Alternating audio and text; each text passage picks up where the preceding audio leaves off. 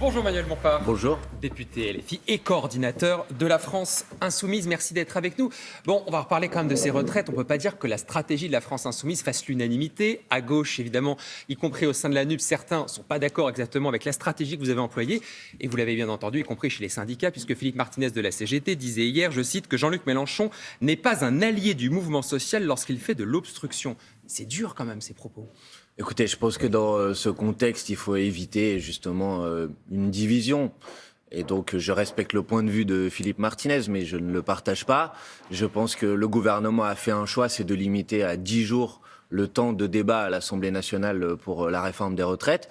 Et nous, notre responsabilité en tant qu'opposants à cette réforme, c'était de faire en sorte qu'ils ne puissent pas, en 10 jours, faire voter le report de l'âge de départ à la retraite à 64 ans. C'est ce que nous avons fait et c'est ce qui permet, je pense, au mouvement social, à partir du 7 mars, puisque la date du 7 mars est posée sur la table, de pouvoir se déployer pour obtenir le retrait de cette réforme. Oui, mais les syndicats, ils auraient aimé justement qu'on aille sur le vote de cet article 7 pour compter, pour voir effectivement ceux qui s'opposaient, ceux qui le soutenaient. Quand il dit le leader de la CGT qui reproche à la LFI de vouloir, je cite, s'approprier le mouvement social pour reléguer les syndicats au second plan. Non, alors d'abord, c'est pas les syndicats. Vous avez entendu effectivement M. Martinez dire ça. Il y a 8 organisations syndicales dans l'intersyndicale unie. Donc je ne sais pas si ce point de vue... Non, bien évidemment, ce n'est pas rien, mais je ne sais pas si ce point de vue est le point de vue de l'ensemble des organisations syndicales. Nous, le choix que nous avons fait, et c'est le choix souverain des Insoumis en tant que députés à l'Assemblée nationale, c'était de faire en sorte de ne pas permettre au gouvernement d'avoir une victoire qui permette ensuite de dire aux Françaises et aux Français qui sont très majoritairement opposés à cette réforme, ça ne sert plus à rien d'aller manifester puisque l'Assemblée nationale a adopté le report de l'âge de départ à la retraite à 64 ans. Et donc je crois au contraire qu'en mettant en place cette stratégie, nous avons donné un coup de main, nous avons aidé la mobilisation sociale pour pas que le gouvernement puisse utiliser un vote à l'Assemblée nationale pour tenter de démobiliser la rue. Et je pense que c'est pour ça que nous avons fait ça et je crois que nous avons bien fait de le faire. Mais justement, vous pensez quand même que l'image qu'a rendue l'Assemblée nationale quand on a vu ces débats extrêmement houleux, ces rappels au règlement incessants, vous pensez justement que ça a aidé le mouvement social? Écoutez, je crois qu'il y a beaucoup de cinéma parce qu'en vérité, ce débat n'a pas été un débat beaucoup plus houleux, beaucoup plus violent que beaucoup d'autres débats dans la Ve République. Ce débat, il n'a pas été inutile, contrairement à ce que j'entends parfois. Il a permis, par exemple, de pointer les difficultés, les faiblesses, les mensonges du gouvernement sur cette réforme des retraites. Par exemple, nous avons pu interroger à plusieurs reprises le ministre Dussopt sur cette fameuse retraite à 1 200 €, qui initialement, le gouvernement faisait le tour des plateaux de télévision pour dire toute personne qui a une carrière complète va pouvoir bénéficier d'une retraite minimum à 1 200 €. C'est plus compliqué que ça. Quand on l'interroge aujourd'hui pour savoir combien de personnes seraient concernées, après des jours et des jours où nous l'avons interrogé, il a sorti un chiffre de 40 000 personnes qui pourraient en bénéficier. Aujourd'hui, on demande d'où vient ce chiffre, quelle en est la source, il ne répond pas à cette question. Et puis vous avez montré tout à l'heure un tableau où ce qui a fait partie d'un deuxième point sur lequel nous avons interrogé le gouvernement, il est quand même totalement absurde d'imaginer qu'une personne qui a commencé à travailler à 17 ans doive cotiser 43 annuités, alors qu'une personne qui a commencé à travailler à 18 ans doive cotiser 44 annuités. Sur ce sujet non plus, nous n'avons pas eu de réponse. Vous n'avez pas été au bout du débat, parce que l'amendement LR n'a pas été Exactement, étudié. Mais vous avez pu suivre l'actualité comme moi et voir qu'il y a un flou. Puisque même M. Pradier, qui portait cette revendication côté les Républicains, vendredi soir à l'Assemblée nationale, a demandé mais où on en est exactement. Donc vous voyez, le débat, il n'a pas été inutile, il a permis de mettre l'accent sur les mensonges et les contradictions qu'il y a dans ce projet de loi. Y compris au sein de la France Insoumise, tout le monde n'était pas d'accord là-dessus. On a entendu Clémentine Autain et d'autres qui auraient aimé une autre stratégie. Ça se passe comment dans votre mouvement? C'est vous qui décidez et les autres qui exécutent? Non, pas du tout. Ça se passe Écoutez, le groupe parlementaire de la France Insoumise à l'Assemblée nationale, chaque jour de l'examen du texte, a adapté sa stratégie au regard des rapports de force qui existaient dans l'Assemblée. Et on a décidé collectivement. Oui, bien sûr, on a à plusieurs reprises, le groupe a dit on va aller plutôt dans cette direction ou dans une autre direction. Et il me semble qu'à la fin, cette stratégie, elle a été la stratégie partagée par tout le monde. Vendredi soir, dans l'hémicycle, nous étions tous ensemble pour mener cette bataille. Écoutez, il faut être clair, il faut être franc. Notre objectif, c'est d'empêcher le report de l'âge de départ à la retraite à 64 ans. Et nous le faisons avec les moyens qui sont à notre disposition. Et à l'Assemblée nationale, les moyens qui sont à notre disposition, c'est notamment le droit d'amendement, qui est un droit garanti par la Constitution. Donc, en ce qui me concerne, je suis fier aujourd'hui de dire que grâce au groupe de la France Insoumise à l'Assemblée nationale, le report de l'âge de retraite à 64 ans n'a pas été adopté. Plus globalement, quand vous voyez l'image qu'ont rendu les débats à l'Assemblée nationale la semaine dernière, vous ne vous dites pas que Marine Le Pen, c'est la grande gagnante de ces 15 jours? Non, je ne crois pas. Marine Le Pen, elle a été totalement silencieuse. Elle a dormi pendant 10 jours. Elle a à peine déposé un amendement.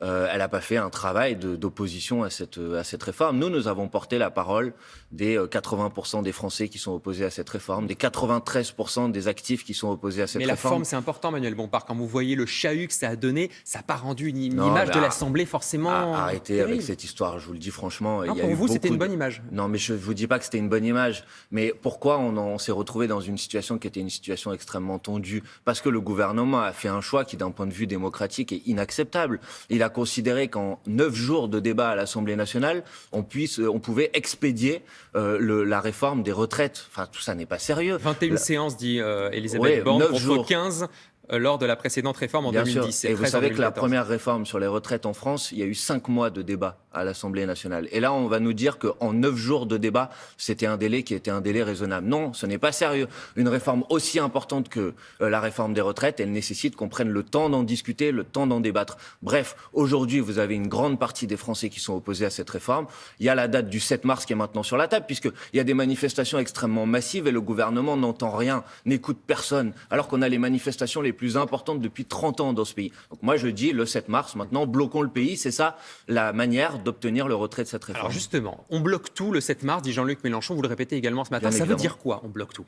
Ça veut dire qu'on se met en grève, qu'on bloque les transports, que les secteurs de l'énergie se mettent en grève également, et on oblige le gouvernement à reculer, puisque pour l'instant, il ne recule pas sous le coup de manifestations qui sont pourtant des manifestations très importantes. Vous demandez notamment aux salariés des grèves reconductibles? Ça, c'est les salariés qui le décident. C'est pas à moi de dire à leur place c'est vous qui doivent faire. Mais en tout cas, nous, on participe de cet objectif. On va soutenir cet objectif. On a initié, par exemple, une caisse de grève. On a déjà récolté plus de 150 000 € qu'on mettra à disposition des salariés pour les aider dans ces mouvements de grève. Je sais que c'est difficile de faire la grève, mais aujourd'hui, c'est la seule manière, le seul moyen d'obtenir le retrait de ce projet de loi. Donc oui, bien évidemment, à chaque fois que les salariés prendront des décisions de mouvements de grève et de mouvements de grève reconductibles, nous les soutiendrons. Oui, parce que si on bloque tout uniquement le 7 mars, vous dites que ce ne sera pas suffisant. On l'a vu ces dernières semaines. Ça, c'est au gouvernement de répondre à cette question. Moi, honnêtement, je préfère que ça dure le moins longtemps possible.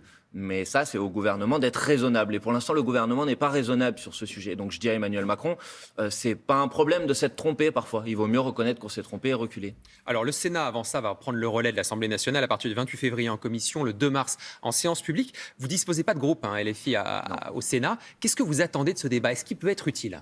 Je souhaite que ce débat soit un débat qui permette de poursuivre le travail que nous avons commencé à l'Assemblée nationale, c'est-à-dire de pousser le gouvernement dans ses retranchements, de pointer les mensonges, les faiblesses, les problèmes de ce texte de loi. Et je souhaite que les sénatrices et les sénateurs puissent le faire. Et je souhaite que là aussi, ils prennent tout le temps nécessaire et surtout qu'ils ne se hâtent pas, qu'ils n'aillent pas trop vite. Je ne vois pas pourquoi on devrait accepter le calendrier mis par le gouvernement, qui n'est pas du tout un calendrier obligatoire. On aurait pu avoir beaucoup plus de temps pour débattre de ce projet de loi. Donc j'espère que les sénatrices et les sénateurs vont s'opposer de manière aussi forte que ce que nous avons pu le faire à l'Assemblée nationale. Vous pensez que le travail parlementaire, encore à l'Assemblée à la fin, avec la commission mixte paritaire, peut arriver à contraindre le gouvernement, ou ça se passera forcément dans la rue? Je pense que si on veut obtenir aujourd'hui le retrait de ce texte de loi, c'est dans la rue, clairement. C'est pas au Parlement? Non, je ne le crois pas. Bien sûr que le Parlement n'est pas inutile. Il permet de montrer, encore une fois, les problèmes et les contradictions qu'il y a dans ce texte de loi. Mais si on veut gagner aujourd'hui, on a bien entendu que ça passera par un rapport de force. Et ce rapport de force, il s'organise à partir du 7 mars dans la rue.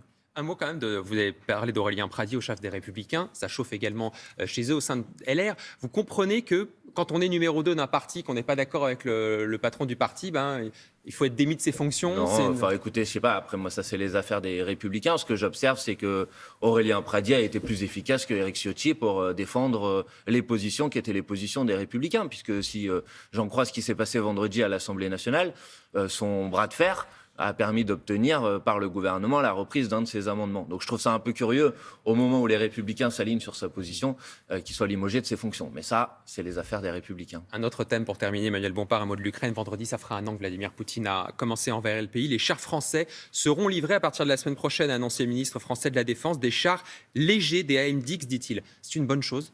qu'on livre Moi, cette charge. j'ai dit déjà à plusieurs reprises qu'il me semble que toute décision française d'aller un peu plus loin dans le fait de fournir des armes nécessiterait un débat au Parlement pour Vous connaître quelle est réclamez un la... débat au Parlement? Oui, pour connaître quelle est la stratégie. Il me semble que c'est une illusion de considérer qu'on peut sortir de ce conflit uniquement par la voie militaire. Et donc je trouve qu'il faudrait poser sur la table quelle est la stratégie du gouvernement français pour approfondir la voie diplomatique. Si on veut aller à la paix, il faut qu'on aille à la paix le plus rapidement possible. Je ne pense pas que ça passe par une escalade militaire, mais par le renforcement des procédures diplomatiques. Mais certains vont vous dire qu'un débat au Parlement, ça va vous contraindre, vous, à la France Insoumise, de vous positionner. C'est pour Moi, ou je n'ai contre. pas peur de me positionner, mais j'aimerais, pour me positionner, avoir l'ensemble des éléments tactiques, stratégiques qui permettent de se positionner dans des bonnes conditions. Et encore une fois, je pense qu'il ne faut pas s'enfermer dans l'illusion que c'est en renforçant en permanence les fournitures d'armes à l'Ukraine qu'on va sortir de cette situation. Je pense qu'il faut pas la bonne approfondir stratégie. la voie diplomatique et je regrette qu'on ait l'impression, en tout cas, que la France ne soit pas un acteur majeur de premier plan pour essayer de faire en sorte de mettre tout le monde autour de la table et pour créer les conditions pour qu'on puisse revenir à la paix le plus rapidement possible. Manuel Bompard, coordinateur de la France Insoumise, député, merci d'avoir Merci été à notre vous, invité. bonne Bonne journée. journée.